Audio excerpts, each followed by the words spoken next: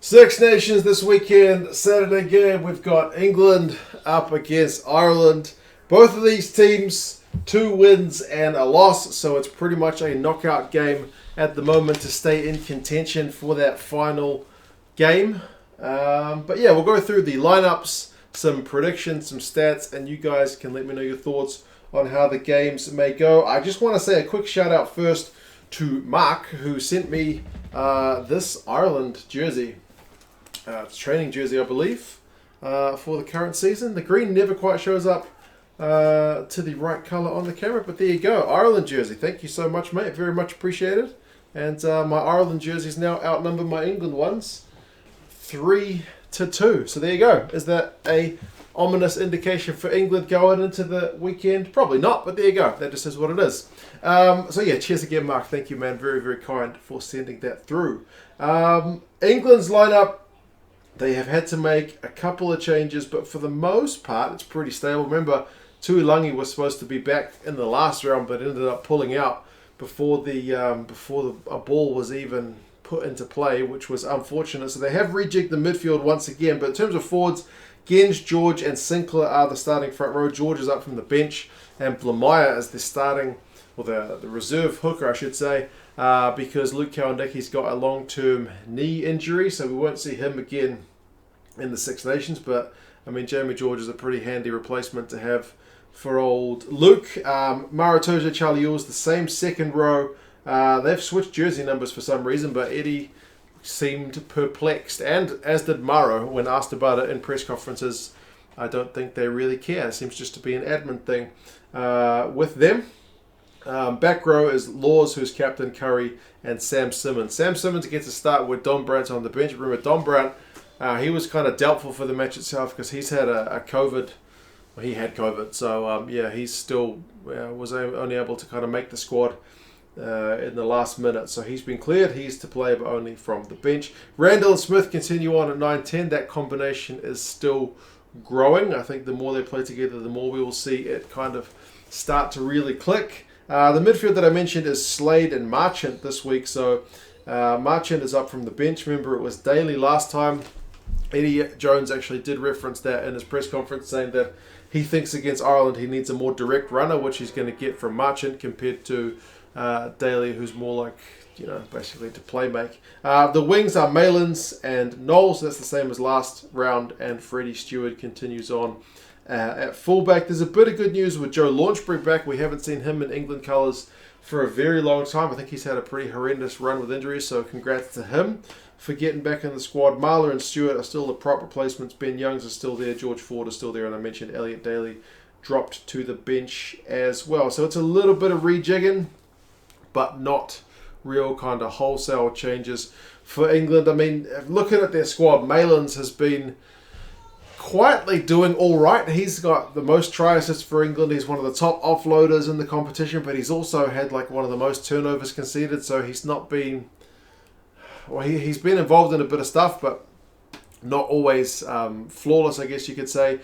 Freddie Stewart's got the most run meters of anybody in the competition thus far, but I've mentioned it a few times, it's mostly fullbacks in that list with the run meters because they catch the ball at the back and then they run forwards and get some unopposed meters, so they tend to be clocking them up. So take that with a wee bit of grain of salt, but it is what it is. It's not all meters for free. And your man Maro Itoje is the top man for pinching ball in the tackle. So not just a regular old turnover, but stripping it in the tackle. He's the main guy to be doing that this season. So the Irish ball carriers will need to be wary of running down Maro's channel. For Ireland, they've made a few changes. Remember, they rotated their squad a wee bit when they played Italy.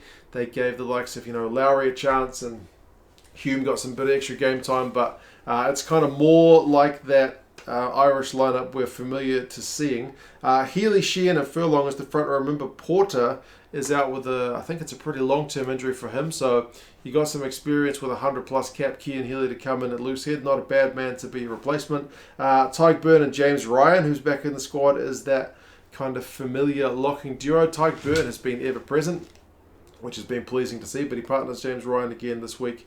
Armani, Van der Fleer, and Doris is the back row, which means Jack Conan is on the bench, so that's I mean, he's been tinkering a little bit with that back row, but he said for this game he thinks that back row that he selected with O'Mahony starting is the one to do the job. It's an interesting one as well because with Laws there for 6 at in the England squad, he's that kind of extra line-out option, but having O'Mahony there is almost like a counter to that, right, with an extra line-out disruption option because how good O'Mahony is at stealing opposition ball.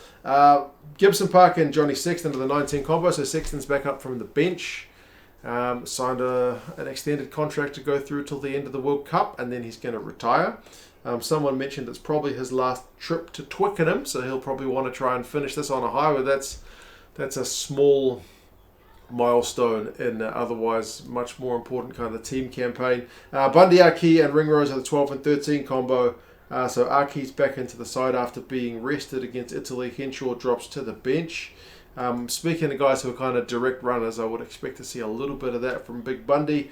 Conway is back in on the right wing. James Lowe's still on the left wing. So Hansen is the guy who misses out on the wing. But you guys are stocked with wingers at the moment. Like Balakoon can't even get in the squad. So yeah, you got to pick 2 guys, right? This time it's Conway, and I like Conway, so he should be doing a job. And then Hugo Keenan is back to his spot at fullback. Other guys on the bench, Carberry's up to the bench. Connor Murray is back in the side. Ian Henderson's back in the side, so that's good news. Belam and Kilcoyne are on the bench alongside Herring as your forward, or your front row replacements. So yeah, it's a much changed Ireland squad, but back to more like that, starting side that we saw in the first couple of games. Stats wise for the Irish guys, I mean, Josh van der Fleer, I think he's finally starting to get some recognition that he deserves. He's the 4th top tackler in the competition. You might say, well, who cares, right? 4th. That's not even a medal.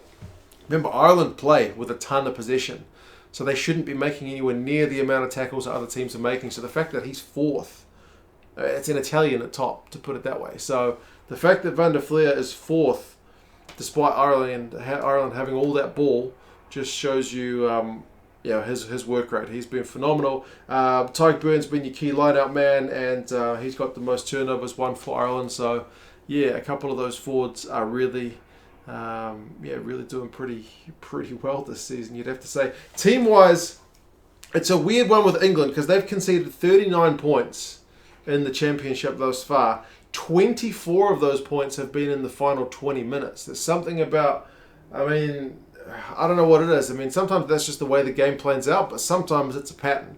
So England under Eddie Jones have been famously a team that comes out of the blocks in a hurry, but they need to finish the game well because that's the lion's share of their points they've conceded in the final 20. That seems a bit concerning. Also, their attack has been a bit blunt. Like, they haven't had many clean breaks generated except in the Italian game. They haven't scored many tries. I think it's 2 outside the Italian game. Their possession and territory numbers are high, but they really do need to do something more with the ball, and that's what Eddie Jones actually did reference in their press conference. He said that their attack's kind of a work in progress and that it's getting better every week. Well, we do need to see that, don't we? For Ireland, kind of not surprisingly, they pass the ball a lot more than everyone else, like 200 plus passes a game. I think the next team's like 170. Ireland love that quick recycle ball, that quick ruck speed. They got more carries than everybody else. They also dominate position and territory. So these are 2 teams that both thus far in the Six Nations have liked to keep a hold of the pill. So it'll be a good battle to see which team is able to execute that better. Goal kicking percentage has been a bit low. Carberry was a wee bit off the mark in the last round, and they missed a few in the first game, although I seem to remember the conditions were pretty horrendous, so that may be part of that. I think they were pretty good against the French, but yeah, that's a number they would certainly like to bump up, especially if it's going to be a close game.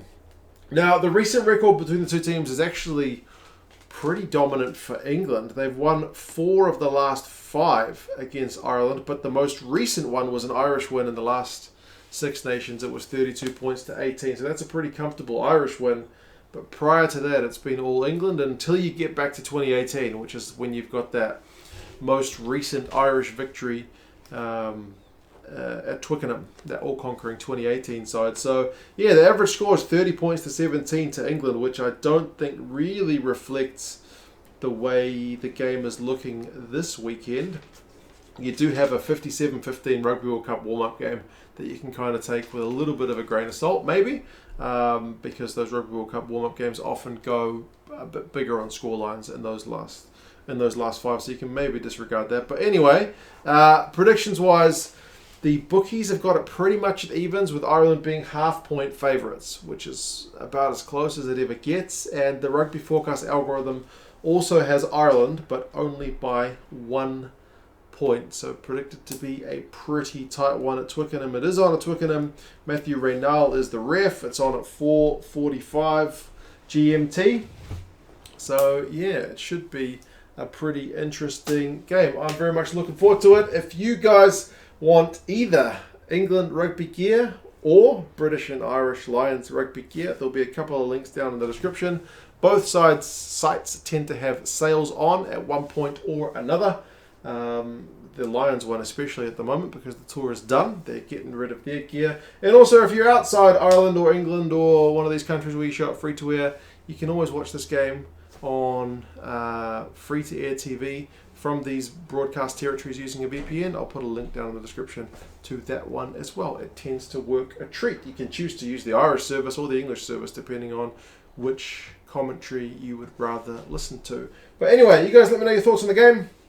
How do you think this one is going to go? And I'll talk to you guys again soon. See you later.